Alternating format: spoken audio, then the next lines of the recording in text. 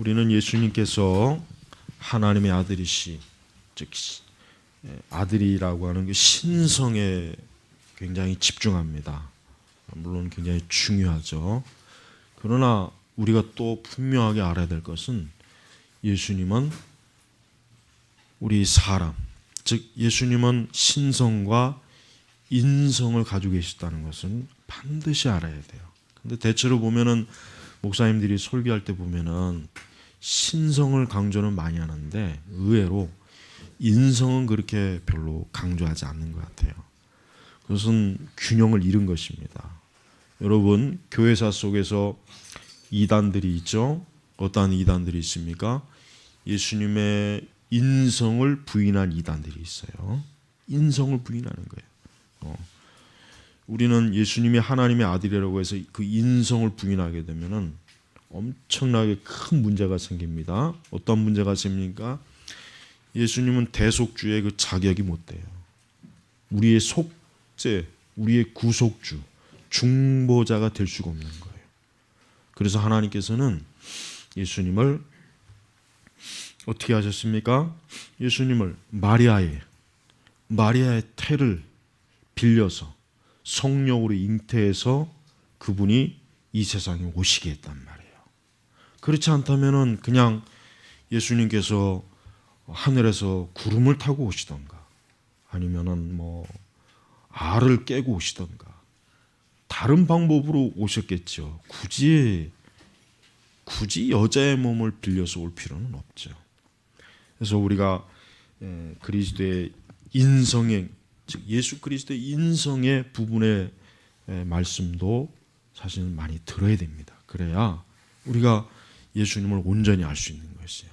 자칫하면은 예수님의 신성에 관한 설교만 많이 듣다 보니까 예수님이 왜곡된, 본의 아니게 왜곡된 그런 형태로 우리 그리스도인들에게 전해지더라고요.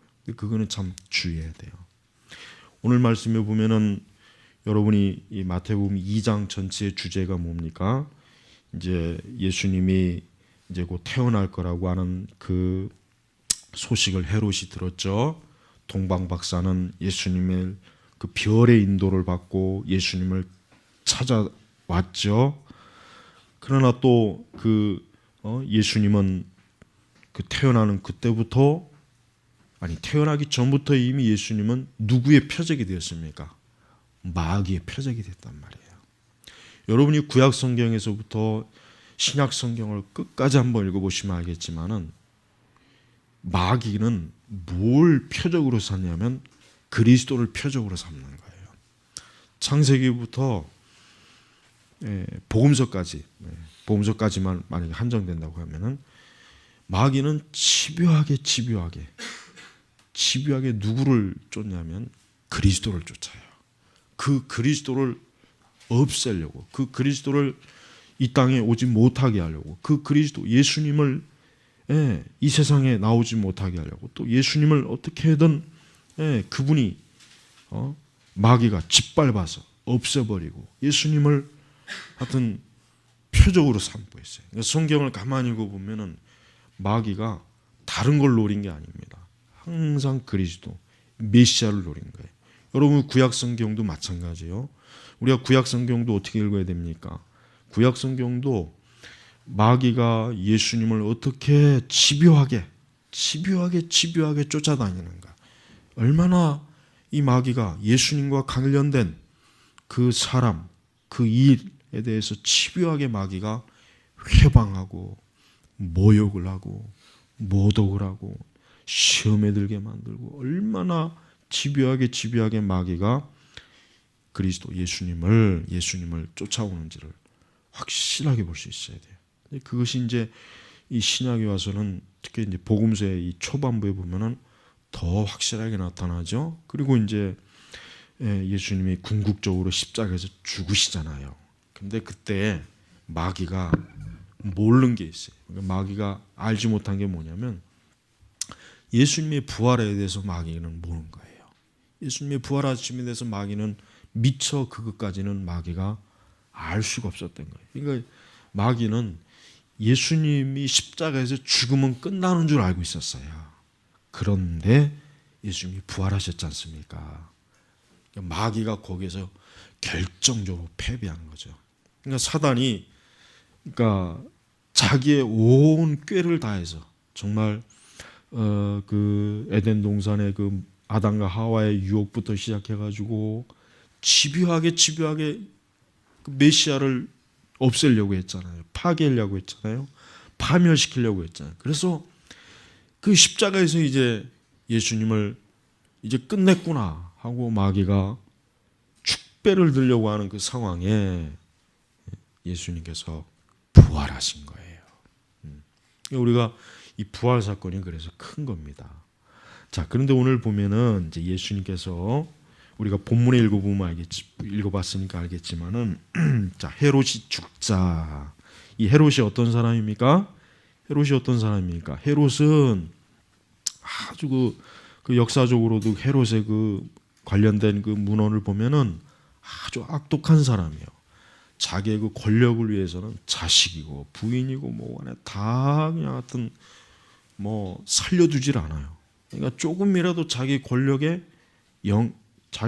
조금이라도 영향을 미치면은 아주 끝까지 그냥 없애버려요.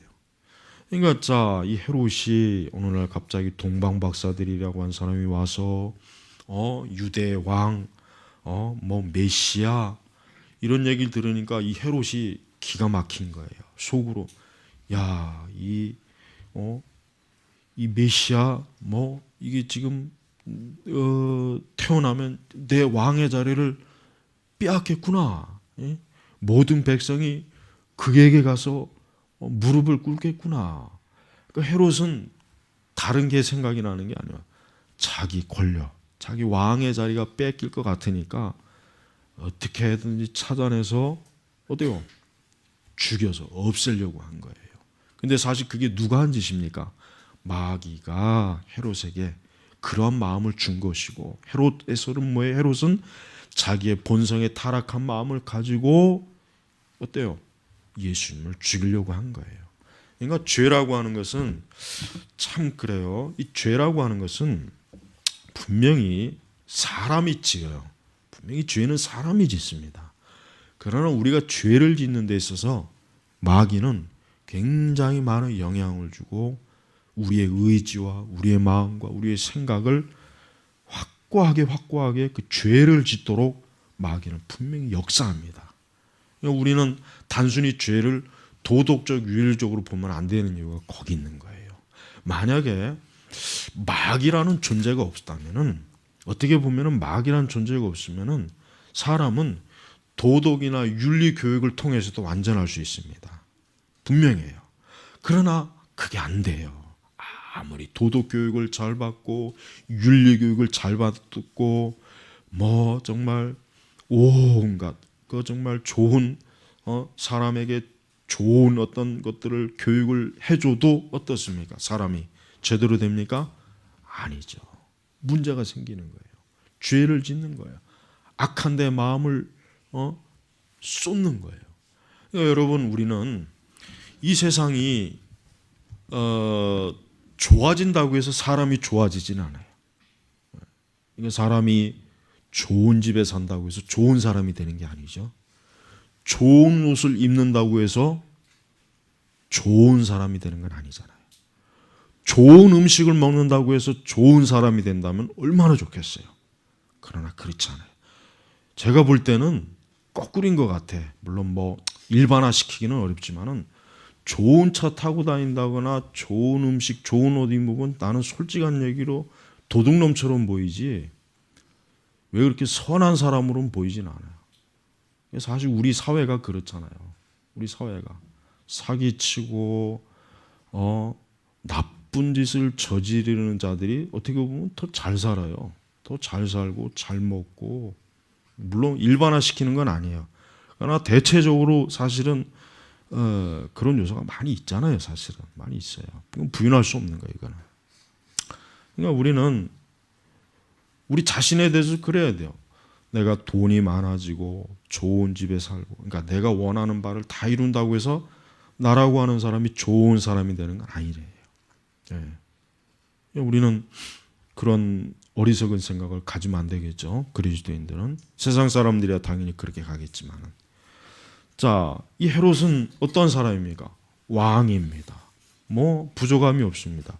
그래도 이 헤롯이 하는 일을 보세요. 헤롯이 하는 일 보면은 그 예수님을 추적하려고 그 16절 이후에 보면은 그가 얼마나 잔악한 짓을 합니까? 베들레헴과 그 인근 지역에 사는 16절 보면은 그 지역에 사는 사내 아이들을 2살로부터 그 아래로 다 죽인 거예요. 다 죽인 거예요. 여러분 이게 어디 보통 사람의 생각에서 이게 감히 이게 생각이나 할 수 있는 겁니까? 감히 이런 짓을 저지를 수 있습니까?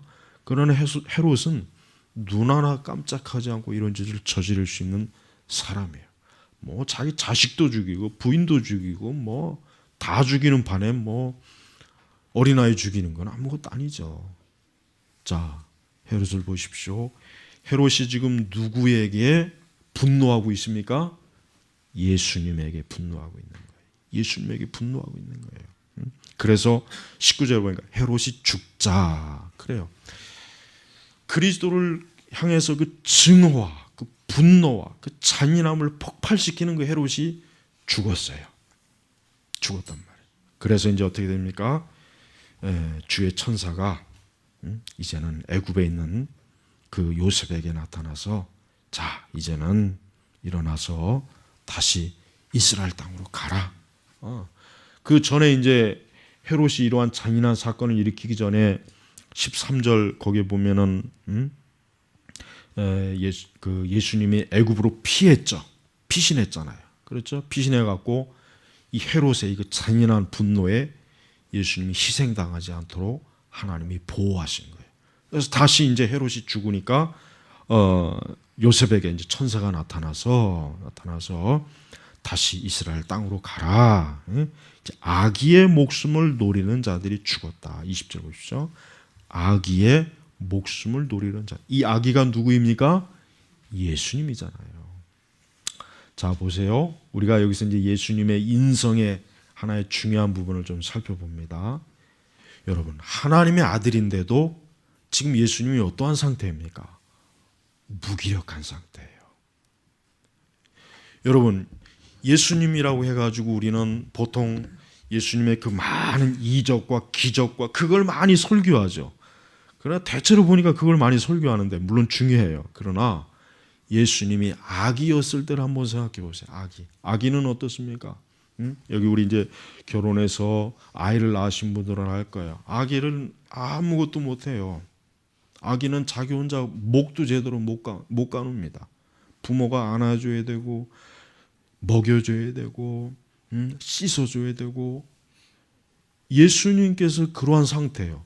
근데 그것만 해도 사실은 굉장히 참 조마조마한데 그 아기 예수님을 죽이려고 쫓아오는 그것도 누구입니까?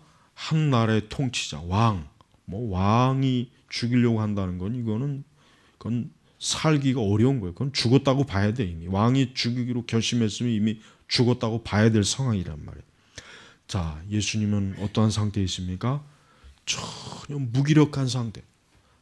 예수님 자신이 어떤 신성의 능력으로 그 헤롯을 물리치거나 자기의 목숨을 보존하라 그럴 수 있는 상태가 아니에요. 오직 누구의 손에 있습니까? 하나님 아버지 손에 전적으로 맡겨졌어요. 전적으로 맡겨진 거예요.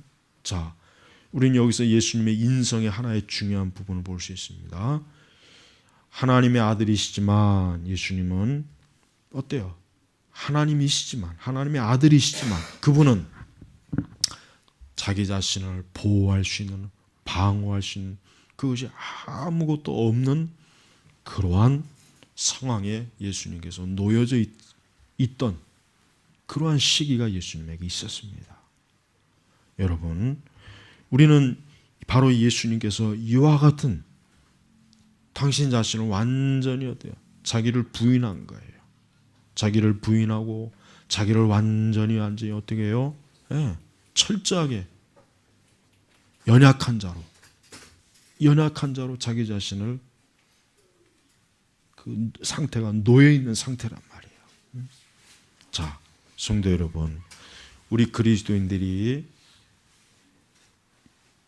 우리도 이 세상을 살아가면서 우리도 우리 자신에 대해서 전적으로 하나님에게 완전히 맡기고 주님에게서 나의 생명과 나의 현재와 나의 장래를 누구의 손에? 하나님의 손에 완전히 맡기는 그 믿음, 이것이 우리 성도에게 있어서 근본적으로 있어야 됩니다.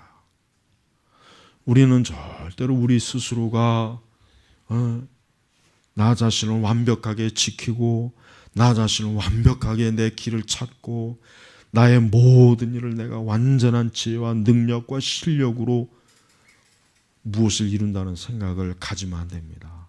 그러한 생각은 우리 그리스도인들에게 합당한 생각이 아니에요.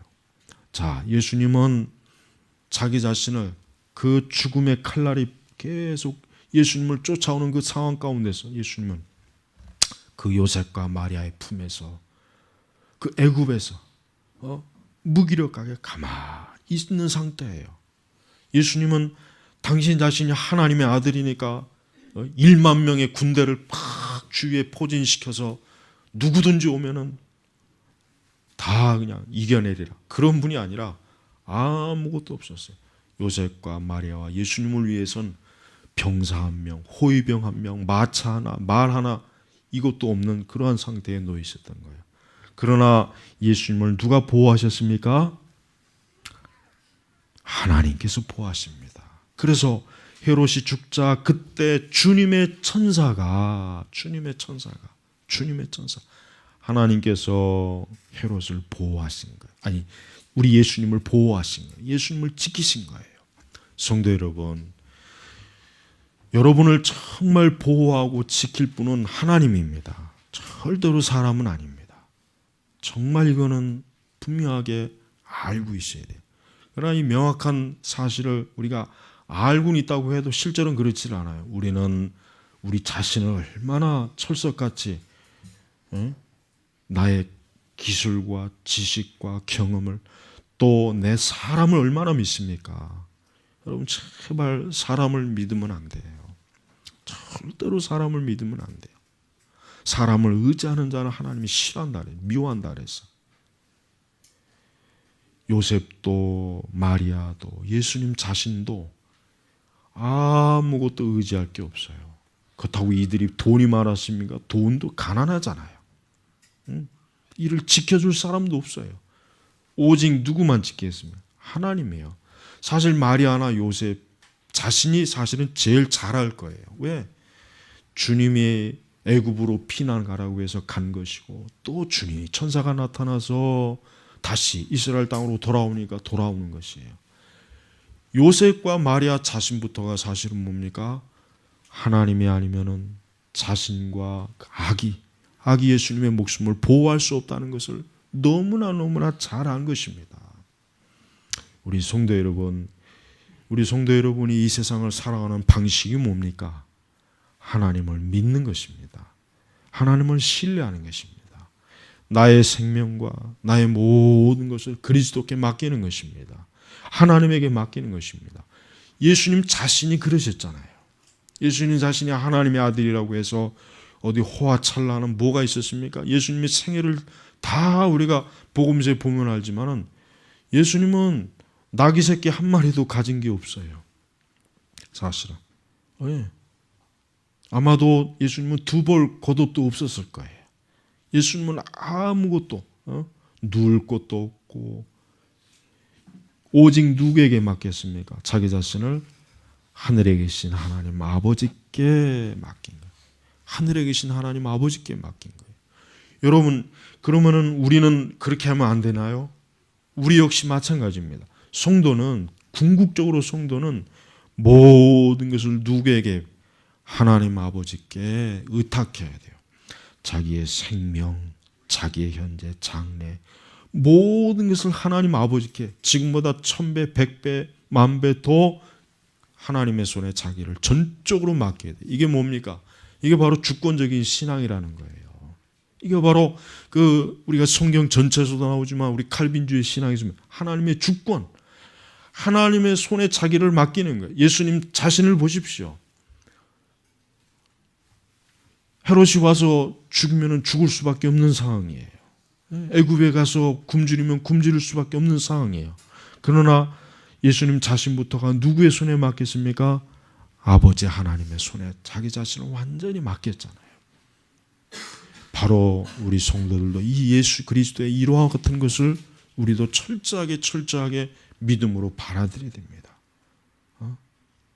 여러분, 얼마나 우리 그리스도인들이 예수님과는 다른 방식의 삶의 방식을 많이 취하고 있어요. 우리는 얼마나 하나님에게 전적으로 기대하고 의지하지 않아요. 우리는 전적으로 그리스도처럼 예수님이 하신 것처럼 하나님의 손에 내가 죽든지 살든지 그렇게 하질 않아요. 우리는 그렇게 할 만큼의 믿음이 사실 너무 없습니다. 우리는 너무 하나님 아버지 외에는 다른 걸 많이 기대하고 의지합니다. 그래서 우리가 얼마나 그것 때문에 사실 염려가 많고 근심이 많고 사실 우리가 얼마나 힘이 듭니까? 우리는 그와 같은 것들을 우리는 버려야 됩니다. 예수님은 당신 자신이 그 아기의 상태에 있을 때 그 헤롯으로부터 쫓김을 받고 추적을 받는 그 상태에서 예수님은 마리아와 그 요셉의 손에 들려진 채 그분은 피난 생활을 하고 다시 또 이스라엘로 돌아와야 되고 그리고 또 돌아와서도 그가 예수님이 어디 갔습니까? 어디 갔냐면 보니까 나사렛으로 갔어요. 왜냐하면 22절에 보니까 그러나 아켈라오가 좀 더운 것 같네. 문을 좀 열으세요. 잘못하면 더워서 잘 수가 있거든요. 예배 시간에 원래 잠이 제일 잘 오잖아요. 예배 시간에 자는 잠이 제일 꿀잠이잖아요. 꿀잠. 다른 때는 그냥 그렇게 정신이 쌩쌩해도 예배 시간만 되면 아주 잠이 그렇게 쏟아져. 그때 푹 자고 나면 하루 종일 개운해. 저녁에 잠도 안 와. 자, 근데 이 아켈라오가 역사적으로 보면 그 아버지 헤롯 못지 않아요. 그러니까 그 아버지 헤롯 못지않게 이 아켈라오도 아주 그 흉폭하고 잔인하고 폭군이에요, 아주 이 아켈라오도. 그러니까 아켈라오가 그의 아버지 헤롯의 뒤를 이어 유대 왕이 되었다는 말을 듣고 요셉이 그곳으로 가기를 두려워하더니 꿈에 지시를 받고 갈릴리 지방으로 물러가서 그렇죠, 갈릴리 그 나사렛이라는 동네로 이제 가서 산 거예요. 그래서 예수님이 평생에 걸쳐 나사렛 예수 그리스도 그러니까 그 나사렛 출신의 예수라 이렇게 된 거예요. 이렇게. 사실은 예수님이 태어난 곳이 어디입니까? 베들레헴이잖아요. 그런데 예수님이 베들레헴 예수 그리스도가 아니라 나사렛.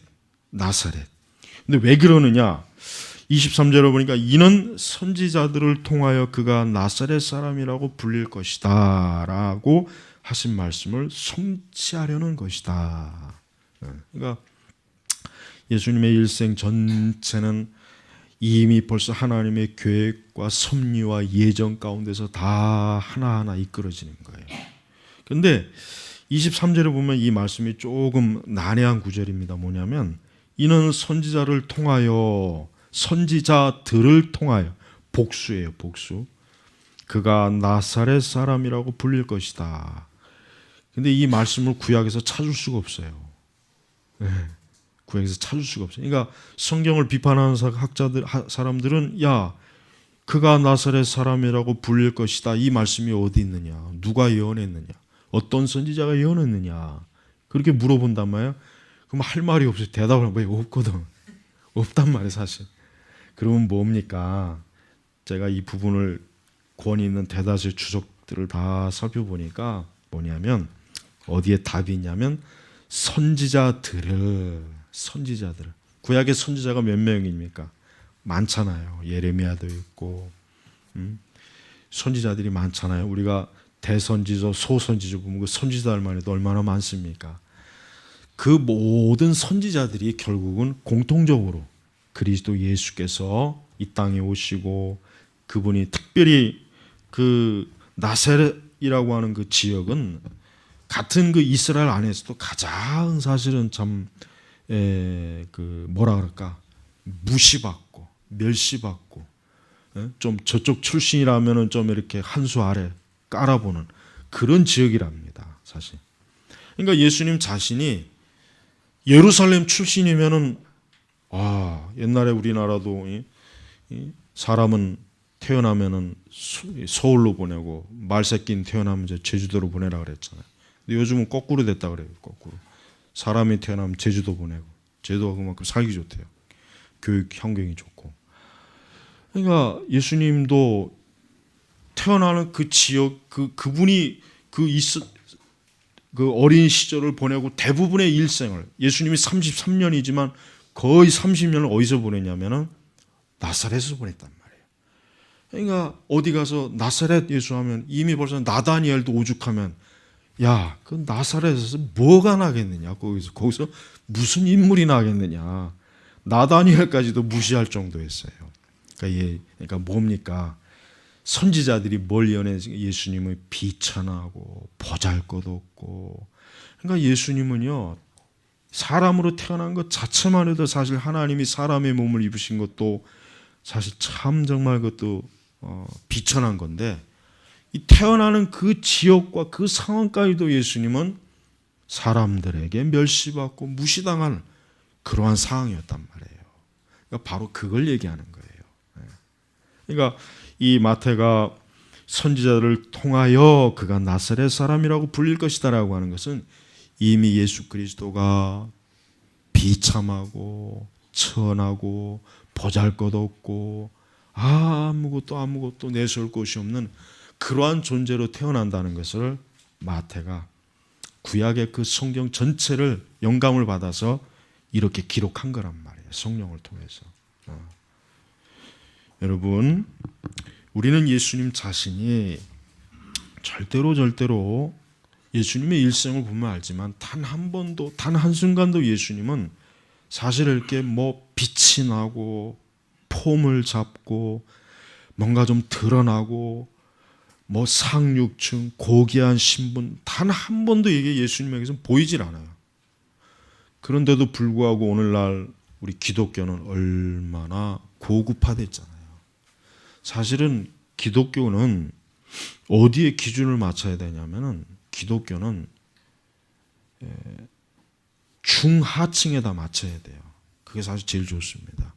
그러나 기독교가 상층에 맞추면 맞출수록 기독교는 무너집니다. 그래서 사실 엄밀히 얘기하면은 나는 저 강남에 있는 교회들이 솔직히 말해서 교회 같지가 않아요. 부담스러워요. 그 화려하고 거대한 건물, 그냥 번쩍번쩍하는 거 보면은 왠지 모르게 부담스럽고 이것이 기독교의 진정한 모습인가?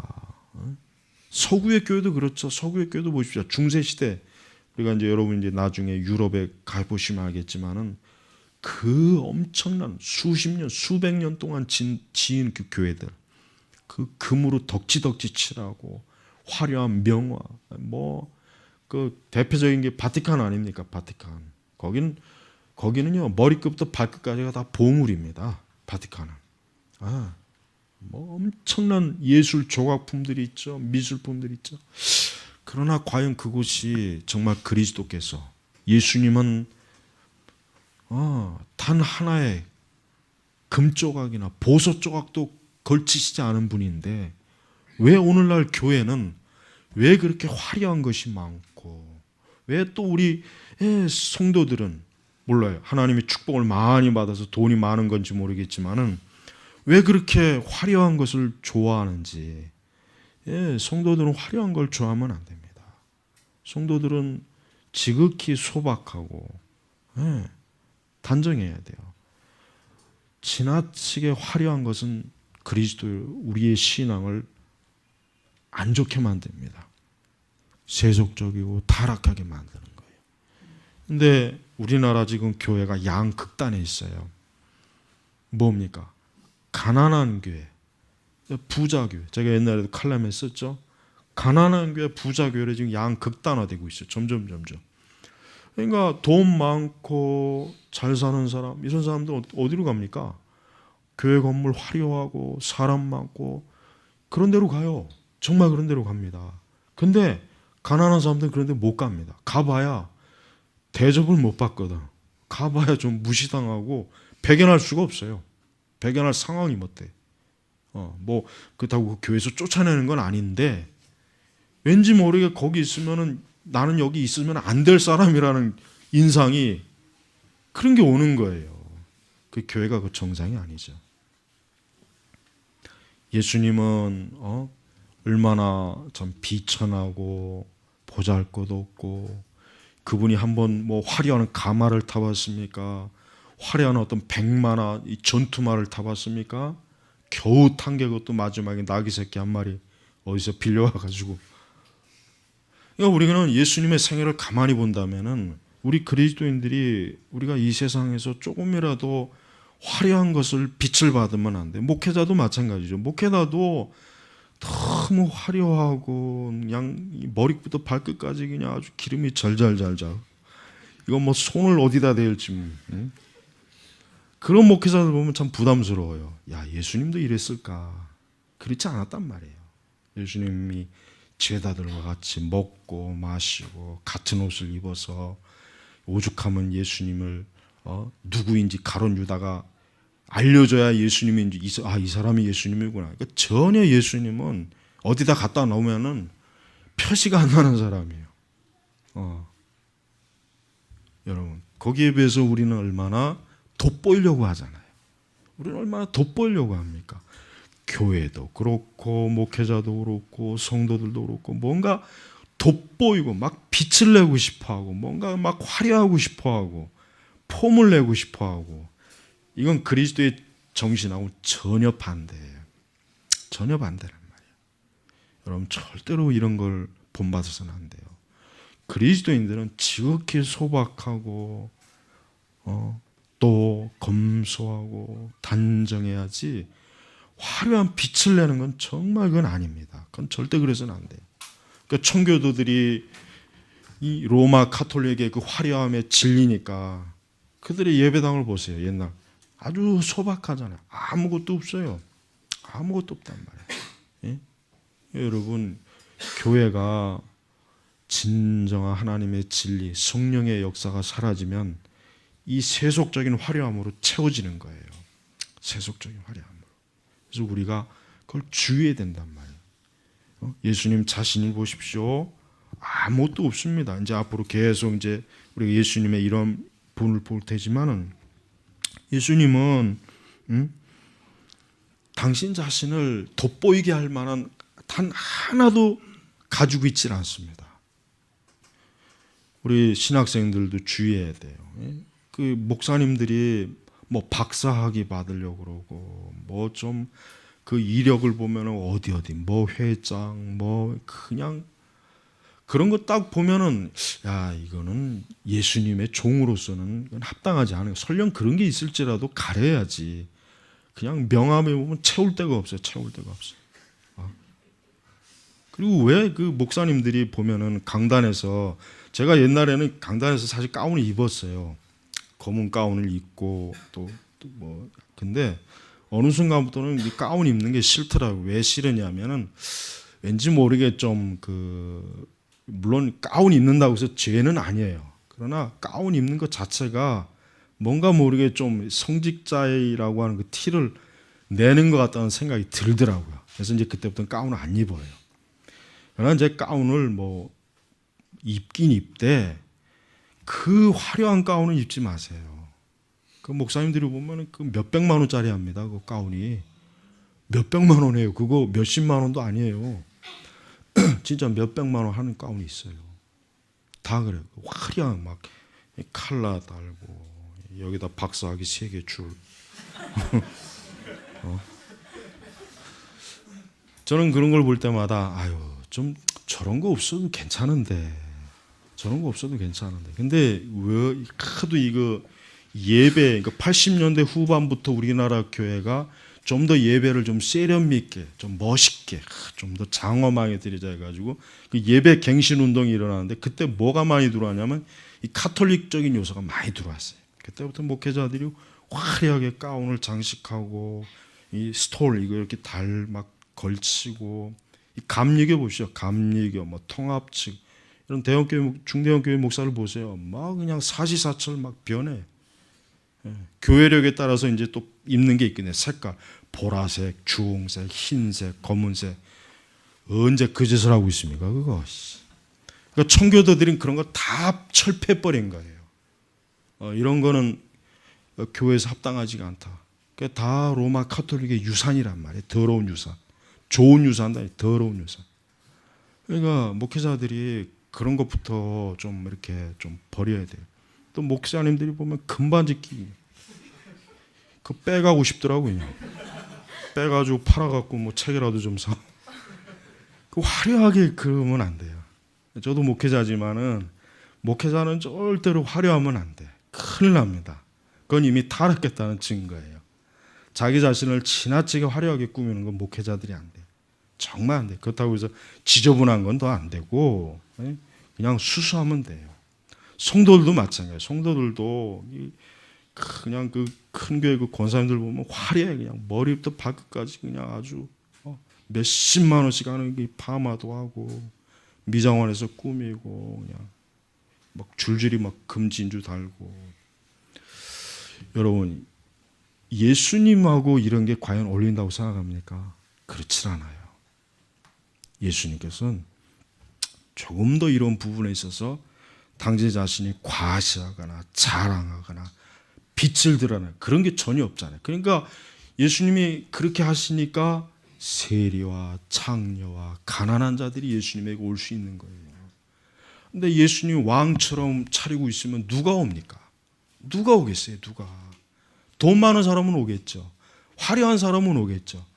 그러나 가난한 자들은 못 와요. 여러분 우리 교회가 그래. 교회가 하나님에게 하는 거니까 화려하고 좋은 걸 한다는 핑계를 대고 있는데 그렇지 않습니다. 그렇게 되면 오히려 사람들이 오기 싫어요. 부담스러워요.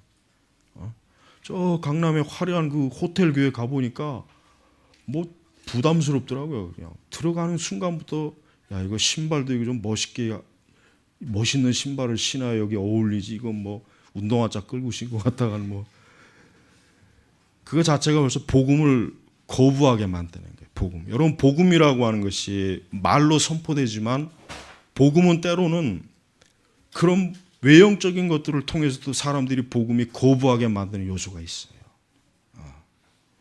여러분 예수님은 그 시대 그 당대 가장 밑바닥층에 있는 분이기 때문에 모든 사람 대부분의 사람 그 당시에 거의 99%의 그 당신과 비슷한 계층의 사람들에게 다 다가갈 수 있었어요. 왕들이나 제사장 빼고는. 그러니까 왕이나 제사장들은 예수님에게 안 오지 않습니까? 바리새인들 안 와요. 너무 차이가 나니까. 우리도 그렇습니다. 우리도 복음, 교회, 그리스도인들은 항상 더 많은 사람들에게 다가갈 수 있는 그런 형태가 가장 좋은 거예요. 그게 가장 복음을 전하는데 효과적이란 말이에요. 오늘 우리는 예수님이 얼마나 하나님의 아들이시면서도 벌써부터 고난, 핍박, 쫓김, 무기력, 무능력으로 당신 자신을 보호할 수 있는 아무것도 없는 분이에요. 그러나 누가 보호하십니까? 하나님이 보호하세요. 하나님이 함께 하십니다. 하나님이 지키시는 거예요. 우리 성도들도 그렇습니다. 우리도 그 어떤 것으로 우리 자신을 보호하거나 지키거나 방어할 수 있는 수단을 굳이 가질 필요가 없습니다. 누가 우리를 보호하십니까? 하늘에 계신 하나님 아버지, 나의 아버지, 나의 구주, 나의 목자, 그분이 우리를 보호하시고 우리를 지키시고 우리를 인도하시는 거예요. 이게 정말 이것이 우리에게 전부가 된다면 우리는 이 세상에서 우리를 보호하고 지키고 하려고 애를 쓸 필요는 없을 거예요. 그것 때문에 안절부절하고 불안하고 두려워할 필요가 없을 겁니다. 우린 예수님께서 얼마나 그 마리아의 품에서 평온하게 잠을 자고 아마 예수님도 뭐 아기 때는 잠을 많이 자잖아요. 예수님도 그 애굽으로 피난을 가던 헤롯이 쫓던 예수님은 뭐 하고 있었겠습니까? 거의 대부분이 잠을 자거나 젖을 먹거나 그 외에 예수님 한 게 없어요. 그러나 그 예수님을 누가 지킵니까? 하나님께서, 하나님의 천사가 보호하잖아요. 성도 여러분, 올 한 해 우리가 살아갈 때 그래요. 우리도 우리 자신을 방어하고 보호하고 지킬 수단이 없어요. 아니, 그게 있든지 없든지 그런 건 상관없어요. 없다고 해서 그런 것 때문에 불안해하고 두려워하지 말고 하나님이 그리스도를 보호하시듯 그 그리스도께서 십자가에서 죽으시고 피 흘린 나를 얼마나 우리 하나님 아버지께서 또 잘 보호하시고 잘 지켜주시고 잘 인도하시지 않겠는가. 그 믿음을 가지고 우리가 살아야 되는 것입니다. 여러분, 세상을 기대하지 마세요. 여러분, 이 세상은요, 앞으로 보면 알겠지만 얼마나 이 세상은 올 한 해도 얼마나 많은 일들이 벌어질 겁니까? 얼마나 많은 묘한 일들이 벌어집니다. 이해할 수 없는 여러 사건들이 생길 겁니다. 우리가 그런 걸 볼 때마다 점점 이 세상이 악한 자가 지배할 때가 점점 오고 있구나. 점점 이 세상이 교회와 예수 그리스도를 대적자들이 더 세상에 뚜렷하게 나타나겠구나. 뚜렷하게 그걸 볼 수 있어야 됩니다. 그러나 우리는 안심해요. 우린 하나님의 품 안에 있는 사람들이에요. 헤롯이 그 강한 권력으로, 그 강한 힘으로 예수님을 아무리 죽이려고 했지만은 털끝 하나도 손을 못 대서. 왜? 하나님 아버지께서 보호하시기 때문에. 우리 성도들도 바로 예수님을 보호해 주셨듯이 우리를 보호하고 계세요. 누가? 우리 주 하나님 아버지께서. 우리는 오직 전능하신 하나님만 바라봐야 돼요. 그분 안에서만 있으면 돼요. 그러면 아무것도 염려할 게 없어요. 두려워할 게 없어요. 절대로 우리는 하나님의 보호 안에 있는 사람들입니다. 우리는 이 세상의 권력자나 부자나 권세자를 바라볼 필요가 없습니다. 오직 나의 왕 중 왕이신 주 하나님 예수 그리스도, 그분만 바라보면 돼요.